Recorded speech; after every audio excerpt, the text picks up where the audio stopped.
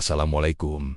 Pernah kepikiran gak naik travel malam, duduk manis, jalanan sepi, tapi saat kamu lihat ke spion, jumlah penumpangnya nambah, padahal gak ada yang naik. Dan yang lebih serem, gak semua dari mereka manusia. Travel ini berangkat dari Jogja menuju Semarang, tapi gak pernah sampai. Gak ada catatan perjalanan, gak ada jejak di aplikasi, tapi selalu ada penumpang baru yang muncul entah dari mana. Anehnya lagi, tiap subuh, salah satu penumpangnya menghilang. Cerita ini diangkat dari kisah nyata yang masih dibicarakan sampai sekarang, disertai fakta mengejutkan, lokasi yang bisa kamu cek sendiri, dan kejadian yang bahkan sempat masuk ke laporan polisi, tapi berujung tanpa bukti. Tenang, kamu nggak akan cuma diceritain horor doang. Di akhir cerita ada satu pesan penting yang bisa jadi pelajaran hidup, dan bisa jadi penyelamat kamu kalau suatu saat naik travel malam. Tonton sampai habis, dan kalau kamu suka cerita-cerita horor urban legend seperti ini, jangan lupa like, komen pengalaman mistismu, dan subscribe, biar nggak ketinggalan kisah nyata berikutnya. Siap,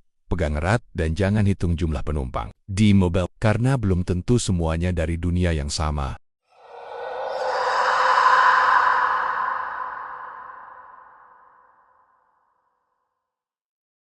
Namaku Ryan. Malam itu aku baru aja selesai kerja lembur di Jogja. Badan rasanya udah remuk, kepala pening, dan yang ada di pikiran cuma pengen sepe-sepe balik ke Semarang. Ada urusan keluarga yang gak bisa ditunda, tapi karena akhir bulan, isi dompet pas-pasan. Aku mutusin buat naik travel, aja lebih murah daripada kereta atau bus, lewat aplikasi yang biasa kupakai. Aku nemu satu travel yang harganya jauh lebih murah dari biasanya. Namanya Cahaya Jaya Trans. Nggak terlalu banyak review. Cuma beberapa bintang 3 dan 2 komentar yang nggak jelas. Satu bilang cepat sampai, satu lagi bilang sopirnya ramah, tapi jalannya muter. Karena buru-buru dan udah ngantuk, aku nggak mikir panjang. Aku booking. Kursi tengah, jadwal berangkat jam 10 malam. Begitu travelnya datang, aku sedikit kaget. Mobilnya Avanza warna hitam doff, kelihatan bersih. Tapi kesannya agak tua. Kayak mobil tahun lama yang dipoles biar kelihatan baru. Sopirnya bapek bopak, rambutnya agak ubanan, pakai topi, dan senyumnya ramah banget. Mas Rian ya, katanya sambil bukain pintu. Aku angguk dan masuk ke dalam. Di dalam mobil udah ada 5 penumpang lain. 2 di depan, 2 di belakang, 1 di sebelahku. Mereka semua diem, sibuk sama HP masing-masing, kecuali bapak-bapak yang duduk paling belakang dia. Tidur sambil kepala miring ke jendela. Wajahnya kelihatan capek banget. Gak ada yang ngomong, gak ada yang nyapa. Aku duduk di kursi tengah, sisi kanan. Pak Yadi, si sopir, langsung jalan pelan keluar dari titik jemput. Jam menunjukkan jam 10:03 malam, baru jalan sekitar 15 menit. Aku ngerasa ada yang ganjil. Jalanan malam biasanya sepi, tapi entah kenapa malam itu berasa terlalu sepi. Kayak gak ada suara kehidupan, gak ada kendaraan lain lewat dari arah berlawanan. Jalanan yang biasanya ramai sama truk atau motor ojek online, sekarang kosong. Aku iseng buka GPS di HP. Niatnya cuma mau lihat posisi. Tapi waktu kulihat, titik biru di peta muter-muter nggak jelas. Bukan cuma stuck tapi benar-benar seperti nyasar. Arah panahnya nggak pernah maju. Selalu balik lagi ke titik awal. Padahal jelas-jelas mobil lagi jalan. Aku coba refresh, keluar masuk aplikasi. Tapi tetap sama. Awalnya aku pikir sinyal jelek. Tapi pas kulihat, sinyal 4G full. Bahkan aplikasi lain masih bisa jalan. Aku cek Google Maps, Waze, dan satu lagi aplikasi GPS bawaan. Hasilnya sama semua. Titik kami selalu balik ke awal. Aku mulai ngerasa aneh, tapi nggak langsung panik. Mungkin ada glitch, pikirku. Aku lirik ke sopir. Pak Yadi masih nyetir dengan tenang. Matanya fokus ke depan, sesekali ngelirik kaca spion. Tapi yang bikin aku makin gak nyaman, lampu dalam mobil sedikit meredup, kayak kehabisan aki padahal mobil baru jalan. Dan satu hal yang benar-benar bikin bulu kuduku berdiri. Udara di dalam mobil mulai dingin banget. Bukan dingin karena AC, tapi dingin yang nembus ke tulang. Padahal aku pakai jaket, tapi leher belakangku kayak ditiup angin. Di kursi sebelahku, seorang cowok muda pakai hoodie abu-abu ngegeser dikit. Mungkin ngerasa hal yang sama, tapi dia nggak ngomong. Aku juga nggak mau sok cerewet. Suasana mobil terlalu sunyi buat sekadar ngajak ngobrol. Mobil terus melaju. Tapi setiap kali aku lihat ke jendela, pemandangannya sama aja. Pohon jati, jalan berkelok, warung tutup, dan tiang listrik bengkok. Aku ngerasa kayak déjà vu, kayak udah lewat situ tadi. Bahkan ada satu warung Busri, kopi, dan Indomie yang aku yakin banget udah kami lewati 2 kali. Aku mulai gelisah. Ku pencet tombol WA temanku di Semarang. Niatnya mau bilang aku bakal telat.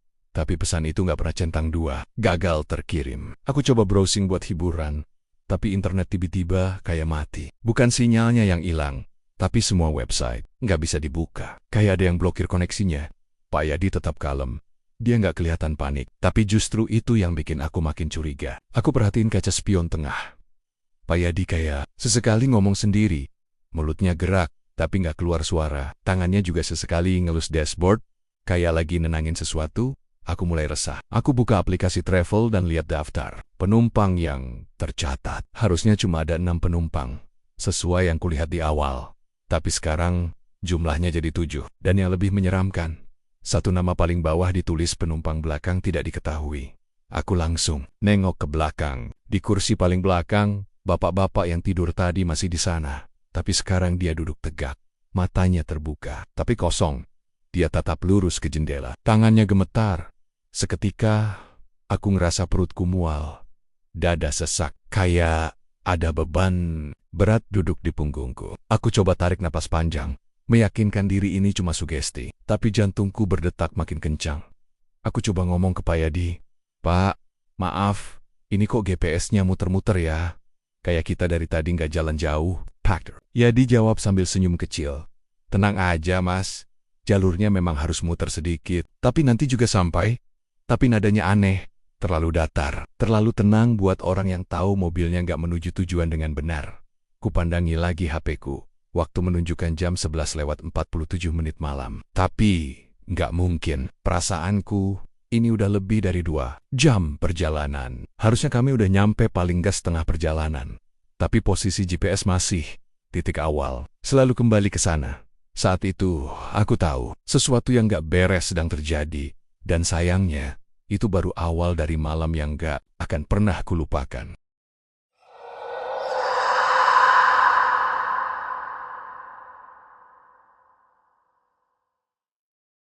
Waktu itu sekitar jam setengah 12 malam. Jalanan mulai makin sepi. Lampu jalan pun jarang terlihat. Mobil kami melaju pelan di jalur antara Sleman ke arah Magelang, melewati perempatan kecil yang biasanya cuma dilewati warga lokal atau truk pengangkut barang. Tapi malam itu jalanan benar-benar kosong. Nggak ada suara, nggak ada lampu motor atau kendaraan lain. Kayak cuma kami yang ada di dunia ini. Tiba-tiba Pak Yadi, sopir travel kami, ngerem pelan. Nggak ada apa-apa di depan. Tapi, dia buka kaca jendela sambil noleh sedikit ke kanan. Aku yang duduk di tengah langsung ikut melongok ke arah luar. Di situ, berdiri seseorang. Seorang perempuan, dia berdiri sendiri di pinggir jalan. Tepat di bawah tiang listrik yang gak menyala. Pakai jilbab putih, baju panjang, dan masker medis warna biru yang nutupin hampir setengah mukanya. Dari siluetnya, dia kelihatan masih muda. Rambutnya kelihatan sedikit keluar dari jilbab, panjang dan acak-acakan. Tapi yang bikin merinding, dia nggak ngomong apa-apa, nggak ngacungin tangan, nggak ngasih kode. Tapi begitu Pak Yadi berhenti, dia langsung buka pintu belakang dan naik sendiri. Dia duduk di barisan kursi paling belakang, di ujung. Kepala terus nunduk, nggak pernah nengok, nggak bilang permisi, nggak ngucap salam. Suasana di mobil langsung jadi makin dingin. Nggak tahu kenapa, padahal AC nggak berubah, tapi hawa di dalam mobil langsung beda. Rasanya kayak udara jadi lebih berat, pengap, dan berbau aneh. Baunya itu bukan bau parfum, bukan bau minyak angin, tapi amis, kayak darah yang udah lama, nyengat, dan bikin mual. Aku langsung refleks noleh ke penumpang sebelahku. Cowok berhoodie abu-abu yang tadi tidur-tiduran. Dia juga kayak sadar ada yang aneh. Dia ngangkat alis ke aku seolah nanya, "Loh, ini siapa?" Tapi nggak ada yang berani ngomong. Nggak ada satupun penumpang lain yang protes. Padahal jelas-jelas kami semua tahu travel ini cuma buat 6 penumpang. Aku sendiri udah cek waktu booking, jumlah kursinya cuma 6, bukan tipe mobil besar. Dan tadi waktu berangkat, udah lengkap, 2 di depan, 2 di belakang, aku dan 1 orang di tengah. Sekarang jadi 7, aku tahan rasa nggak enak di perut. Cuma demi kepastian, aku buka lagi aplikasi travel tempat aku booking. Nama-nama penumpang masih sama, total 6. Nggak ada penambahan, nggak ada update, nggak ada nama yang baru masuk. Aku coba pelan-pelan tanya ke sopir. "Pak," bisikku, "cukup pelan biar nggak kedengeran penumpang lain. Itu tadi yang perempuan naik dari pinggir jalan. Emang udah booking ya?" Pak Yadi noleh sebentar ke arah kaca spion tengah, lalu senyum tipis. "Udah Mas, dia malah booking paling awal. Mungkin Mas yang terakhir naik." Aku bengong, rasanya pengen bilang, "Pak, Saya yang duluan naik setelah Bapak jemput, tapi akhirnya aku tahan. Nada bicaranya Pak Yadi datar. Tapi ada sesuatu yang aneh dari caranya jawab. Kayak dia ngomong bukan buat ngejelasin, tapi buat nutup topik. Aku noleh lagi ke belakang. Cewek itu masih duduk nunduk, gak gerak sama sekali. Bahkan aku gak yakin. Dia napas, kakinya ngadep ke dalam, tangannya di atas lutut, gak main HP, gak buka tas. Bener-bener kayak patung hidup sesekali. Dari kaca spion, aku lihat Pak Yadi nuri-nuri pandang ke arah kursi belakang. Tapi dia cepet banget balik fokus ke jalan. Kayak takut ketahuan. Perjalanan terus lanjut. Jalanan masih kosong. Di luar cuma hutan dan kebun. Lampu jalan mulai jarang muncul. Cuma cahaya dari mobil yang nyorot ke depan. Tapi perasaanku makin nggak enak. Udara di dalam makin lembab. Dan dari arah belakang, aku bisa dengar suara kayak orang bisik-bisik. Tapi suaranya nggak jelas. Kayak terlalu jauh untuk didengar, tapi terlalu dekat untuk diabaikan. Aku geser sedikit posisi duduk. Cowok sebelahku sekarang buka mata. Kelihatan gelisah juga. Tyler ngomong ke aku, "Mas, lo tadi yang perempuan naik dari mana ya? Nggak dari pool kan?" Aku geleng pelan. Nggak tahu. Tiba-tiba berhenti, terus dia naik sendiri. Dia diem lagi. Tapi aku lihat dia pelen-pelen buka HP dan mulai buka Google Maps juga. Setelah beberapa menit, dia bisik lagi, "Kita dari Todi. Muter di tempat yang sama, Mas, lihat. Kita nggak gerak jauh-jauh dari Sleman." Aku lihat layar HP-nya. Don't bet aja. Garis biru perjalanan cuma muter-muter kayak nyangkut, bukan ke arah Magelang. Bukan ke arah manapun. Titiknya balik lagi ke posisi sebelumnya. "Ini udah hampir sejam," bisik dia. Tapi kita nggak maju-maju. Aku mau bilang sesuatu, tapi suara dari belakang nyela. Suara perempuan. Pelan, ngebisik, kayak nyanyi. Tapi bukan nyanyian biasa. Kalimatnya pendek, tapi jelas. "Jalan malam, nggak semua pulang." Aku langsung noleh ke belakang. Cewek itu, Mas Ainanda. Tapi sekarang rambutnya kelihatan keluar lebih banyak. Maskernya nggak kelihatan. Dan aku ngerasa dia senyum. Tapi bukan senyum manusia. Aku tarik napas, coba tenangin diri. Tapi pas aku lihat penumpang di pojok belakang yang dari tadi tidur dia udah nggak ada. Kosong. Kursinya kosong. Aku tepuk bahu cowok sebelahku. Mas, yang di belakang kanan tadi bapak-bapak. Kemana?" Dia lihat ke belakang, terus, "Pucat loh. Tadi ada kan?" Aku yakin banget, Pak Yadi tetap nyetir. Kayak nggak terjadi apa-apa. Aku buka lagi aplikasi travel. Nama penumpangnya masih 6, tapi yang bikin merinding. Di bawah 6 nama itu, muncul tulisan abu-abu, penumpang belakang, terverifikasi. Gak ada nama, gak ada detail, cuma status terverifikasi, dan sejak malam itu, aku sadar, kita lagi sekadar naik travel malam biasa. Kita sedang ikut dalam perjalanan yang gak semua penumpangnya bakal sampai.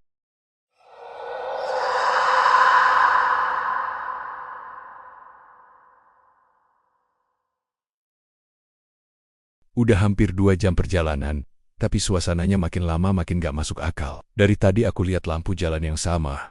Bentuknya khas banget, lampu neon panjang yang cuma setengah nyala. Bikin cahaya kuningnya kelihatan remang dan bikin bayangan aneh di jalan. Lalu ada pos ronda kecil dengan bangku kayu reot dan ember di sampingnya. Warung pinggir jalan, cat dindingnya udah pudar, spanduk iklan rokok sobek setengah, dan tiang listrik miring. Tapi masalahnya, semua itu muncul, berulang. Kayak kami, lagi stuck di satu area dan gak pernah banner-banner bergerak ke depan. Kayak nonton video yang diputar ulang terus-menerus. Awalnya aku kira cuma perasaanku aja, tapi makin sering kulihat keluar, makin yakin kalau kita memang muter di tempat yang sama. Anehnya lagi, gak ada satupun kendaraan lain yang lewat. Gak ada truk, gak ada motor. Padahal biasanya jalur malam antar kota masih ramai sama angkutan barang. Jam di HP ku udah nanjukin pukul 01,03 WIB. Tapi suasana kayak jam 3 dini hari sepi, dingin dan gelapnya itu gak wajar. Lalu mas-mas di depan yang dari tadi main game di HP sambil sesekali ngobrol sama sopir. Akhirnya nyeletuk, "Pak, kok kayaknya muter-muter ya? Saya ngerasa lewat warung itu 3 kali loh." Pak Yadi, sopir kami, jawab santai aja, "Ini jalur biasa mas, gak ada muter. GPS saya juga aman kok." Tapi aku yang duduk tepat di belakang sopir bisa lihat sedikit ke arah layar GPS-nya. Dan waktu itu aku iseng melirik, layar GPS-nya kosong. Gak ada nama jalan, gak ada arah, cuma garis bulat yang terus muter kayak lingkaran setan. Gak ada tujuan akhir, gak ada progress, gak ada sinyal. Aku langsung buka HP ku sendiri, ku cek maps, tapi gak bisa kebuka. Aku coba aktifin mode offline, masih gagal. Sinyalku lenyap, bukan nomor servis biasa, tapi benar-benar kosong kayak kita bukan di Indonesia, atau bukan di bumi. Tiba-tiba dada aku berat. Rasa takut mulai muncul. Tapi aku tahan. Iseng. Aku buka WA. Mau kabarin temanku yang bakal jemput di Semarang. Ku ketik pesan. Bro, kayaknya gue telat nih. Travelnya aneh. Kayak muter-muter. Low standby. Aja ya. Tapi pas ku tekan kirim, langsung muncul tulisan. Pesan gagal dikirim. Coba lagi. Ku coba lagi. Tetap sama. Pesan selalu gagal. Semua makin bikin panik. Tapi belum cukup sampai di situ. Karena waktu aku kembali buka aplikasi travel tempat aku booking, untuk ngecek info penumpang, aku kaget bukan main. Biasanya daftar penumpang hanya 6 nama. Sama seperti sejak awal. Tapi sekarang ada 1 nama tambahan. Posisi paling bawah. Tulisan warnanya sedikit lebih gelap dari yang lain. Kayak abu-abu pudar. Tapi masih bisa dibaca jelas. Penumpang terakhir. Tanpa foto, tanpa keterangan. Cuma nama penumpang terakhir. Rasanya jantungku kayak diremas. Aku langsung ngeliatin ke belakang, ke arah si cewek berkerudung putih yang tadi naik sendiri dari pinggir jalan. Dia masih duduk di tempatnya tapi sekarang, pesik nih, berubah. Dia agak miring, kayak lagi dengerin pembicaraan kami. Sementara itu, 1 kursi di pojok belakang kosong. Kursi yang tadinya diisi sama bapak-bapak tua, aku inget banget. Karena pas awal naik, dia susah banget naruh tas di bagasi. Sekarang dia nggak ada. Nggak ada suara. Nggak ada jejak, cuma bantal kecil dan jaket yang ditinggal aku noleh ke penumpang lain. Mereka juga mulai kelihatan resah. Mas-mas berhoodie yang duduk di belakangku nunduk, matanya fokus ke HP tapi tangannya gemetar. Cowok di depan melipat tangan, lihat keluar terus, bahkan Bu Tatik, ibu-ibu yang tadi ngajak ngobrol sopir soal cucunya, sekarang diem. Tangin, meremas tas gendongnya kuat banget, nggak ada yang berani ngomong, semua ngerasa ada yang salah. Aku majuin badan, coba pelan-pelan tanya ke Pak Yadi. Kali ini suaraku lebih serius. Pak, boleh tanya sekali lagi. Kita ini beneran ke Semarang kan? Pak Yadi tetap nyetir.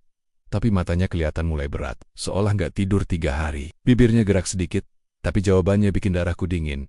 Semua penumpang pasti sampai. Mas, tapi nggak semua sampai ke tempat yang sama. Aku langsung tegak. Maksudnya Pak? Dia diem. Nggak jawab lagi. Tapi dari kaca spion, aku lihat matanya nggak lihat jalan. Matanya lihat ke kursi belakang. Ke si cewek itu dan cewek itu sekarang juga liatin spion. Mata mereka ketemu. Aku ngerasa kayak disengat listrik kecil. Badanku dingin. Merinding dari leher sampai ujung kaki. Si cewek itu sekarang angkat kepala sedikit. Mukanya nggak kelihatan jelas. Tapi rambutnya keluar dari balik jilbab makin banyak. Wajahnya pucat, matanya kosong. Nggak ada senyum. Tapi, bekas luka di pipinya. Kayak goresan panjang, dan darah tipis netes dari bawah maskernya. Lalu, tanpa angin, tanpa suara, lampu mobil mendadak mati. Gelap total.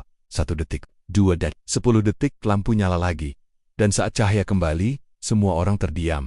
Cewek itu udah duduk di kursi paling depan, tepat di sebelah Pak Yadi. Nggak ada suara, nggak ada langkah. Tapi dia pindah posisi. Seketika semua wajah penumpang pucat. Bu Tatik nangis pelan, mas-mas di belakang ngucap istighfar terus. Dan aku nggak bisa ngomong sama sekali. Tenggorokanku kering, tangan gemetar, jantung deg-degan nggak karuan. Akhirnya aku bisik ke diri sendiri. Kita ini lagi di mana? Tapi nggak ada jawaban. Karena sekarang kami semua tahu satu hal. Travel ini nggak cuma jalan ke Semarang, tapi ke tempat lain yang nggak semua orang bisa balik lagi darinya.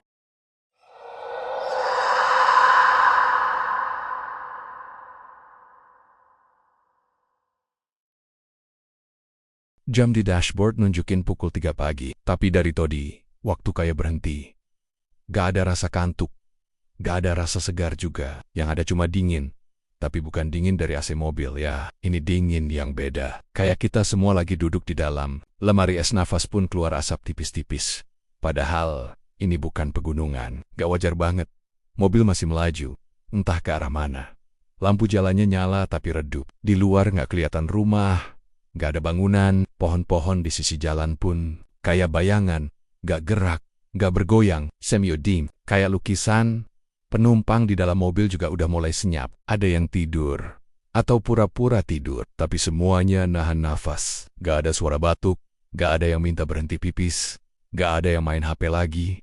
Aku masih duduk di tempat yang sama. Di tengah tubuhku nempel ke jendela. Dingin kaca terasa sampai ke tulang. Tapi yang bikin bulu kuduku berdiri adalah suara dari belakang. Pelan, lirih, kayak suara anak kecil bersenandung. Tapi nadanya datar. Tanpa emosi, tanpa semangat. Jalan-jalan. Malam. Tak pernah sampai. Aku langsung nengok ke belakang, dan jantungku serasa loncat keluar. Kursi paling belakang, yang tadi diisi cewek berjilbab putih kosong. Gak ada siapa-siapa, gak ada jejak, bahkan masker yang dia pakai pun gak kelihatan. Semua kayak gak pernah ada yang duduk di sana. Tapi suara senandungnya masih terdengar. Pelan, tapi makin jelas. Semua akan pulang ke asalnya. Aku langsung majuin badan. Panik. Ku tatap kaca spion, berharap bisa lihat bayangan dia, kosong. Kaca spion cuma nunjukin 4 kursi belakang yang kosong. Kayak mobil travel ini belum ada penumpangnya. Tanganku dingin, gemetar. Rasanya kayak ada yang salah besar. Aku nekat nanya ke sopir, pelan tapi jelas, "Pak, yang cewek di belakang tadi, kemana, Pak?" Pak Yadi nggak noleh, matanya lurus ke jalan. Wajahnya datar. Tapi aku bisa lihat dia nelan ludah sebelum jawab. "Mas, sejak berangkat, nggak ada penumpang perempuan. Di belakang, aku nyaris marah. Pak, saya lihat sendiri." Dia naik waktu kita berhenti di perempatan. Dia duduk paling belakang. Dia yang bikin bau amis itu. Dia juga yang tadi nyanyi. Pak Yadi diem, lalu dia ngomong lagi. Tapi suaranya pelan banget. Hampir kayak bisikan, "Mas, kadang dalam perjalanan malam, kita bawa lebih dari yang kita tahu." Aku langsung noleh ke penumpang lain, tapi semua masih diam, masih pura-pura tidur. Tapi anehnya, posisi mereka sedikit berubah. Cowok di sebelahku sekarang duduk agak ke pojok, mukanya nggak kelihatan. Yang di kursi depan juga posisinya nunduk. Kayak semua lagi ngehindarin sesuatu. Aku pelan-pelan berdiri sedikit, mau lihat ke belakang lagi. Tapi waktu aku berdiri dan nengok, cewek itu duduk di kursi tengah barisan belakang. Pandangannya lurus ke aku. Matanya nggak kedip. Wajahnya pucat biberniangu. Dan maskernya sobek sebelah. Di balik sobekan itu ada senyum. Tapi bukan senyum biasa. Itu senyum yang kaku. Gigi-giginya kayak retak. Dan darah tipis netes dari sela-sela bibernia. Dia buka mulut tanpa suara. Tapi aku bisa baca gerak bibirnya. Saya belum sampai. Aku jatuh duduk. Keringat dingin ngucur, ku peluk tas kecilku erat-erat. Pak Yadi tetap nyetir. Seolah gak terjadi apa-apa. Tapi dari arah depan, mulai muncul kabut tebal. Tebal banget, jarak pandang tinggal beberapa meter. Tiba-tiba mobil ngerem pelan. Kami sampai di sebuah pertigaan. Anehnya, gak ada pelang arah, gak ada tanda kota, gak ada GPS. Cuma 3 jalan yang sama-sama gelap dan berkabut, tapi jalan yang ke kiri ada bayangan gerbang tua. Gerbang tinggi dari batu, penuh lumut, kayak gapura candi, tapi gelap. Dan dari arah situ, aku dengar suara ombak. Pelan, tapi jelas, "Pak, kita di mana?" Tanyaku pelan, nyaris bisik. Pak Yadi diem, lalu dia jawab, "Kita sampai, tapi bukan semua yang boleh turun." Aku nggak paham maksudnya. Tapi saat itu, cewek di belakang berdiri. Aku dengar pintu belakang kebuka sendiri. Dan suara langkah pelan keluar. Tapi pintu nggak nutup lagi. Kayak ada yang nggak mau pergi sendirian. Aku noleh, tapi sekarang kursi belakang kosong lagi. Dan kabut. Mulai masuk ke dalam mobil, Pak Yadi nyalain mesin tanpa ngomong apa-apa. Dia milih jalan ke kanan, meninggalkan suara ombak di belakang. Mobil jalan lagi. Tapi kali ini, nggak ada yang pura-pura tidur. Semuanya terdiam. 1 jam kemudian, kami sampai. Di tempat seperti perumahan kosong, nggak ada tanda kota, nggak ada siapa-siapa. Tapi Pak Yadi bilang, "Mas, turun di sini." Aku protes, "Pak, ini bukan terminal, ini bukan Semarang." Pak Yadi noleh ke aku, matanya kosong. "Sampai sini aja, Mas. Yang lain juga turun di sini." Aku turun. Dan ketika kulihat ke belakang, cuma aku yang turun. Travelnya jalan lagi, masuk ke kabut, lalu hilang. Dan sejak saat itu, aku nggak pernah nemu travel itu di aplikasi lagi.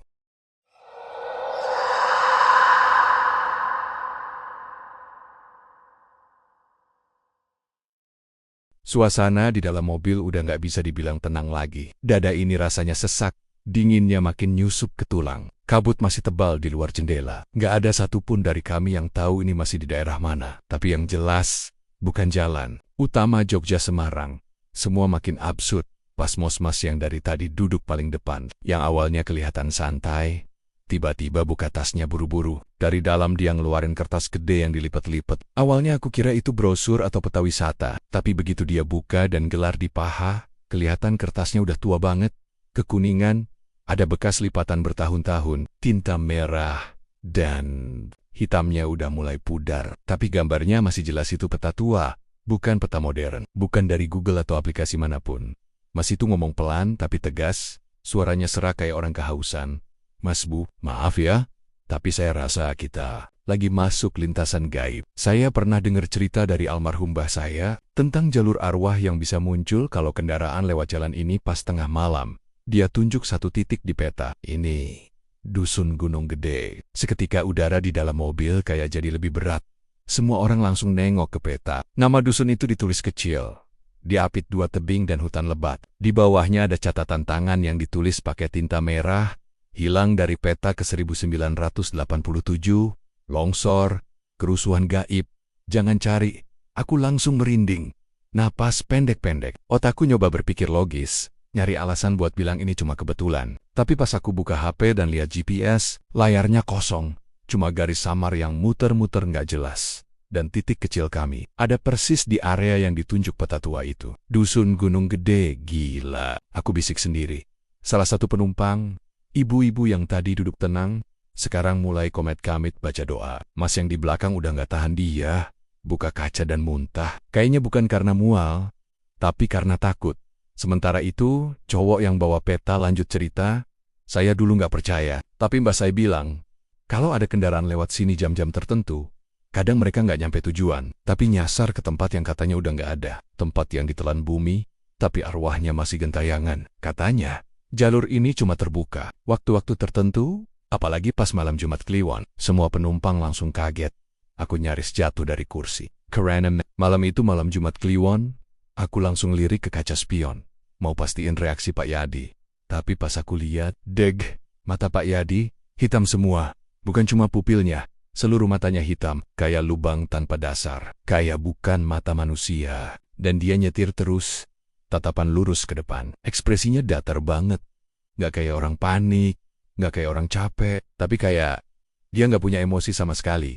Aku langsung nyeletuk, Pak Yadi. Dia nggak jawab. Pak, kita ini beneran mau ke Semarang kan? Masih nggak ada respons. Aku panik. Pak, tolong jawab. Ini makin nggak bener. Mas yang duduk di sebelah Pak Yadi mulai kolek-kolek bahunya. Pak.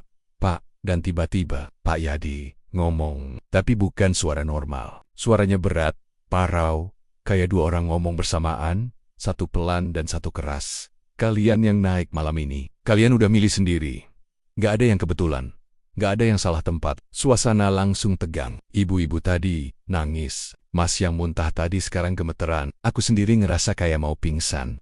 Cowok yang bawa peta buru-buru gulung kertasnya. Kita harus turun, serius. Kita nggak bisa terus ikut mobil ini. Tapi gimana caranya? Di luar kabut tebal. Jalan udah nggak jelas. Nggak ada lampu jalan. Bahkan nggak kelihatan tanah. Semuanya putih. Dan yang paling ngeri, pintu mobil nggak bisa dibuka. Iya. Kami coba, semua penumpang nyoba buka pintu masing-masing. Gak ada yang bisa. Kekunci. Kayak dikunci dari luar. Tapi ini mobil, bukan sel penjara. Astagfirullah. Ibu-ibu itu nyebut nama Allah terus. Sekarang dia pegang tasbih kecil, matanya nutup rapit. Aku cuma bisa duduk kaku, sambil terus nyoba ngatur nafas. Pak Yadi, atau siapapun yang nyetir sekarang, mulai nyalain radio, tapi suara yang keluar. Bukan lagu, bukan juga berita.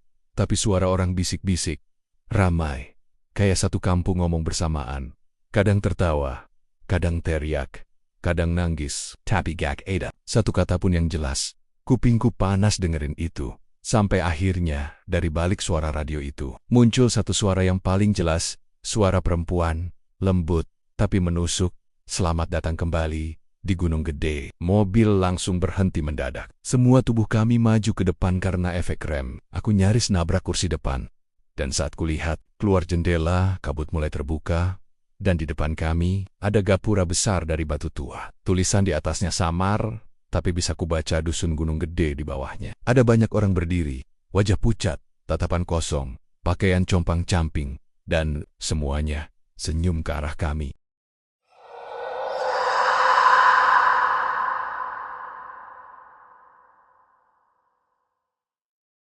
Aku nggak tahu udah berapa lama kami ada di mobil ini. Rasanya kayak dunia di luar waktu. HP kami semua nggak bisa nyala, sinyal hilang total.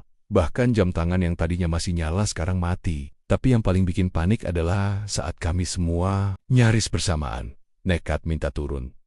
Pak Yadi, berhentiin mobilnya. Saya mau turun sekarang juga, teriak salah satu penumpang. Ini bukan arah ke Semarang. Kita nggak mau ikut lagi. Tapi semua percuma. Mobil tetap melaju. Bahkan makin kenceng. Padahal jalan di depan cuma samar-samar. Kabut makin tebal. Tapi mobil ini seperti tahu jalan sendiri. Setirnya nggak kelihatan digerakkan sama Pak Yadi. Atau siapapun itu sekarang. Kami semua mulai panik. Yang dari tadi diem pun sekarang udah teriak-teriak. Bahkan ada yang nangis. Neken-neken kaca, mukul-mukul pintu. Berharap bisa keluar. Tapi nggak bisa, gagang pintu kekunci mati, bahkan yang otomatis pun nggak bisa dibuka. Jendela juga nggak bisa diturunin. Semuanya seperti udah jadi satu kesatuan yang nggak bisa ditembus. Dan tiba-tiba, kami semua diam. Mata kami melihat keluar kaca jendela. Hampir bersamaan, di kanan jalan di balik kabut tipis, mulai terlihat sosok-sosok. Bergelen koki pelan. Lambat, tapi jumlahnya makin banyak. Bayangannya samar-samar awalnya. Tapi makin lama makin jelas. Orang-orang berjalan kaki, mereka semua pakai baju zaman dulu. Ada yang pakai kebaya lusuh, sarung sobek, jas abu-abu dengan topi zaman Belanda, sampai seragam sekolah lawas, wajah mereka pucat. Sebagian gak punya mata, cuma cekungan hitam di wajah. Ada yang tanpa mulut, ada yang jalannya nunduk, sambil seret kakinya kayak gak punya sendi. Tapi mereka semua mengarah ke jalan yang sama. Jalan yang sedang kami lewati. Dari speaker mobil, suara itu muncul lagi. Lembut tapi dingin, sangat dingin. Semua yang menumpang harus bayar. Yang menolak akan tinggal selamanya. Kami saling pandang, semua pucat. Nafas ngos-ngosan, keringat dingin membanjiri badan. Bau amis yang semula samar sekarang makin kuat, kayak darah basi dicampur bunga melati. Tapi nggak ada yang berani komentar. Dan saat aku noleh ke kiri, salah satu penumpang, Mas yang duduk di baris tengah tiba-tiba ngilang. Beneran, tadi dia duduk di situ. Aku yakin, masih sempat nangis, sebut nama ibunya. Tapi, detik berikutnya, puff.gak, ada, yang tersisa cuma tasnya yang jatuh ke lantai mobil, kursinya kosong. Bahkan sabuk pengamannya masih melilit, tapi orangnya nggak ada. Astagfirullah, desis penumpang di depan, semua panik. Ibu-ibu yang tadi doa sekarang teriak, ada yang baca ayat kursi sambil nangis kejer. Aku sendiri udah bingung harus ngapain. Badan kaku. Otak kosong, aku cuma bisa duduk, megang pinggiran kursi, sambil merem dan berharap semua ini mimpi. Tapi satu persatu, penumpang mulai hilang. Baris depan, cewek yang tadi duduk sendirian, hilang, tinggal tas ransel kecil, dan bekas minuman botol baris belakang. Kakek-kakek yang dari awal diem aja, hilang, nggak ada suara, nggak ada cahaya aneh, mereka cuman hilang. Seperti ditarik ke dimensi lain, pelan-pelan. Diam-diam tanpa jejak, tinggal aku. Sama satu orang lagi, cowok yang tadi bawa peta, kami saling tatap, dia gemeteran. Mas, kita harus keluar. Ini bukan dunia kita, ini jebakan. Aku nggak bisa mikir. Aku cuma manggut-manggut, nggak tahu kenapa, tapi instingku bilang, iya, kita harus pergi dari sini. Sekarang, aku pegang gagang jendela. Aneh, tadinya nggak bisa dibuka, tapi sekarang sedikit longgar. Aku nekat puter pelan. Bisa. Angin malam langsung masuk, dingin banget. Kabut kayak masuk ke paru-paru. Aku buka jendela selebar-lebarnya.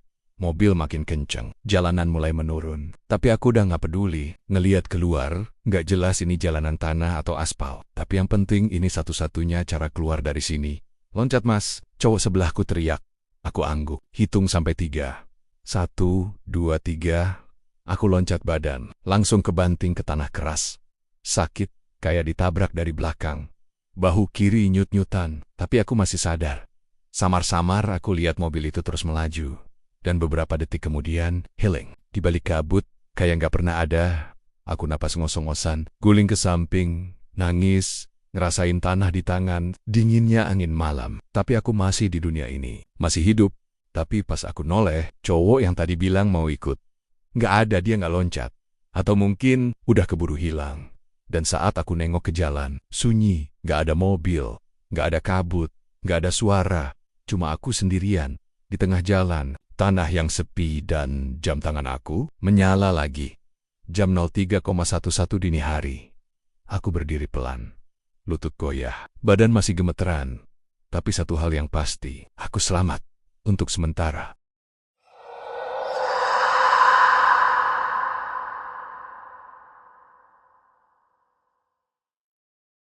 Aku kebangun karena rasa dingin yang nyelekit sampai ke tulang. Mataku masih buram, tapi aku bisa ngerasain tanah dingin dan keras di punggungku. Waktu lihat ke atas, langit masih agak gelap, tapi warna jingga udah mulai muncul di ufuk timur. Subuh, mungkin jam 5 kurang. Aku duduk pelan, bahu kiriku sakit, leher pegal, bajuku kotor penuh tanah. Ada sedikit darah di lengan dan lutut. Tapi yang paling penting aku masih hidup. Aku lihat sekeliling. Jalan aspal kosong membentang, kanan, kiri sawah dan pepohonan. Gak ada kabut, gak ada mobil, gak ada tanda-tanda apapun soal kejadian semalam. Kayak semua itu cuma mimpi buruk yang kelewat nyata. Tapi rasa nyeri di tubuhku bilang sebaliknya. Ini nyata. Semalam bukan mimpi. Aku berdiri pelan-pelan, langit, kaki gemetar, tapi aku paksa jalan ke arah permukiman yang kelihatan di kejauhan. Setelah hampir setengah jam jalan kaki, akhirnya aku nemu rumah warga. Lampunya udah nyala, ada suara ayam, ada ibu-ibu lagi nyapu halaman. Dengan tenaga sisa, aku samperin dan minta tolong. Ibu itu kaget lihat kondisiku, tapi syukurnya, beliau baik. Aku dikasih air minum, dibersihin lukanya, dan disuruh duduk istirahat. Setelah bisa napas tenang, aku pinjam HP anaknya buat buka aplikasi travel. Dan disitulah, semuanya makin gak masuk akal. Aplikasi travelku masih nyala, tapi waktu aku buka riwayat pemesanan, cuma ada satu notifikasi. Perjalanan selesai. Terima kasih telah menggunakan Cahaya Jaya Trans. Tapi yang bikin bulu kuduku meremang. Nama-nama penumpang di aplikasi semuanya hilang. Gak ada. Biasanya tiap selesai naik travel, muncul histori lengkap. Nama driver, nomor kendaraan, lokasi jemput, siapa aja penumpangnya. Tapi ini, kosong. Bahkan tombol untuk kasih ulasan pun gak ada. Aku scroll terus, nyari sesuatu yang familiar, sampai akhirnya aku nemu satu hal. Di bagian paling bawah, muncul tulisan kecil berwarna abu-abu, tersisa, Rian. Aku langsung lemes. Itu nama aku. Dan cuma itu yang tersisa. Gak ada nama Pak Yadi, gak ada ibu-ibu, gak ada mas-mas yang muntah. Gak ada cowok bawa peta. Gak ada cewek misterius pakai jilbab putih. Cuma aku. Sendirian. Aku langsung tutup aplikasinya. Gak tahan ngelihatnya. Tanganku gemetaran. Rasanya pengen muntah. Tapi gak ada yang keluar. Setelah istirahat sebentar dan mandi di rumah warga itu, aku dijemput sepupuku yang kebetulan tinggal gak jauh dari situ. Aku gak cerita detail. Cuma bilang mobil travelku nyasar. Terus aku turun dan jalan kaki. Gak mungkin aku cerita semuanya. Siapa juga yang bakal percaya? Hari itu, aku pulang ke rumah. Duduk di kamar sendirian. Ngerasa kosong, badanku capek. Tapi, pikiranku lebih lelah. Seminggu kemudian, aku coba cari informasi soal travel Cahaya Jaya Trans. Aku cari di internet, sosial media, aplikasi pemesanan. Hasilnya, gak ada perusahaan travel bernama itu. Gak ada rute yang cocok. Gak ada jejak digital sama sekali. Seolah-olah travel itu cuma muncul semalam, buat nganterin penumpang ke tempat yang gak pernah ada di peta. Dan aku satu-satunya yang balik. Semenjak malam itu, aku janji gak bakal naik travel malam lagi. Apalagi rute Jogja ke Semarang. Gak peduli sepenting apapun urusannya. Aku gak mau ngulang kejadian itu. Trauma itu terlalu dalam. Tapi, kisah ini belum benar-benar selesai. Beberapa bulan setelah kejadian itu, aku gak sengaja dengar cerita dari teman kantor. Dia bilang ada saudaranya yang hilang waktu naik travel dari Jogja ke Semarang. Katanya, travel itu gak pernah sampai. Semua penumpangnya hilang. Gak ada saksi. Gak ada kabar. Padahal dia udah confirm lewat aplikasi. Travel legal, semua dokumen lengkap. Tapi yang bikin aku merinding nama travelnya. Cahaya Jaya Trans. Persis sama.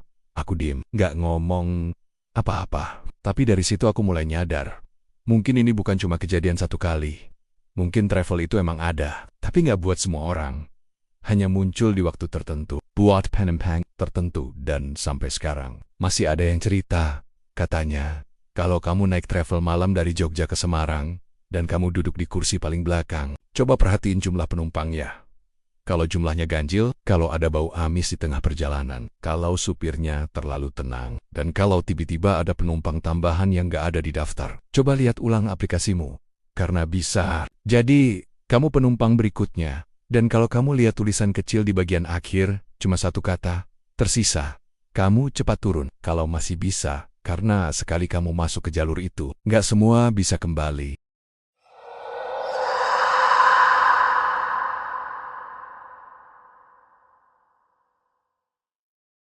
Dan begitulah akhir dari kisah travel Jogja Semarang yang gak pernah sampai. Sampai sekarang, gak ada yang bisa jawab kemana sebenarnya mobil itu pergi. Cuma satu yang pasti, jumlah penumpangnya selalu bertambah. Jadi, kalau kamu naik travel malam dan merasa ada yang aneh, bau amis, spion yang tiba-tiba buram, atau suara dari bangku kosong di belakang, jangan nenggok, jangan ajak bicara, karena bisa jadi kamu bukan satu-satunya penumpang di situ. Kalau kamu suka cerita-cerita mistis seperti ini, bantu channel ini terus berkembang dengan like videonya, komen pengalaman horormu, dan subscribe supaya kamu nggak ketinggalan cerita selanjutnya. Karena semua orang bisa kena, asal berada di jalan yang salah, di waktu yang salah. Sampai jumpa di cerita horor berikutnya.